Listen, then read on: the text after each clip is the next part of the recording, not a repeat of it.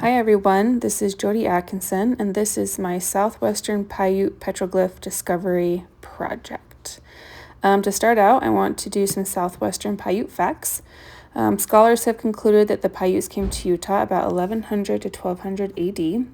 Social organization of the Paiutes was structured within the family. Marriage brought households together, and monogamy was the predominant norm. Groups were organized by skill set. Some of these skills were hunting rabbits, healing, or basket weaving. Paiutes believed the wolf represented an elder brother or responsible god, while the coyote was a troublemaker. Stories and spiritual significance stemmed from these beliefs. Paiute means water ute and refers to living near water. They're among Native American cultures who use petroglyphs to record history and communicate. Paiute tribes remain today. They celebrate through dancing, have annual tribe gatherings, and continue their storytelling. Next, I wanted to answer the question of what is a petroglyph. Petroglyphs are marks that have been intentionally made on rocks. It is also known as rock writing or rock art and has been done for thousands of years. Petroglyphs were not graffiti or senseless doodles, but were culturally significant to the people. They would tell stories, mark territories, or changes in religion, and were placed in specific places. Petroglyphs were done by processes called pecking or abrading. Pecking was hitting the rock surface with a tool, while abrading was done by grinding. I visited a local petroglyph park in St. George. This is located in Bloomington, which is about 15 minutes from campus. I brought my easy field guide to Southwestern petroglyphs. I found this at a local store. As you can see, walking up to the sign, as you get to the park, it's located in a neighborhood. You do not have to go very far before you start to see petroglyphs, which is actually really cool. These big rocks right here, they're kind of sectioned off, have petroglyphs on them.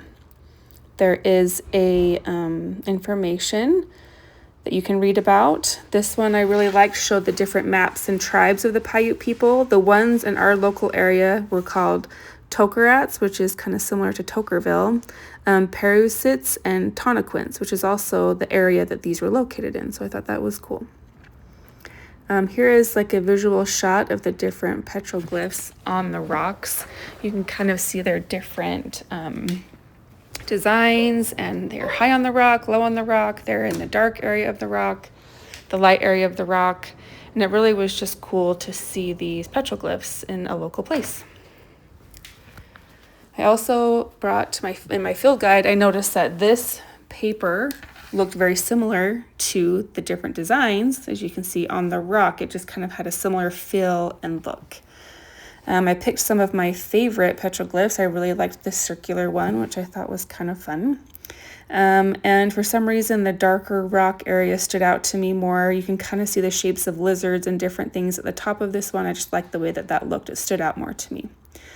For my project, I wanted to kind of resketch this, as I thought it kind of represented what I saw. So I started with some construction paper, crumpled that up. I used chalk, and I used colored pencils to kind of get more of the finer details of the design. Just kind of try to go with the flow of what was happening. It was kind of cool to have the crumpled paper and the chalk, and kind of towards the end, I felt like it really represented what I saw. Here's the final product of my art project, and just kind of the different types of petroglyphs. Here's my works cited. I enjoyed learning a lot about petroglyphs, and I hope you enjoyed it too. Thank you.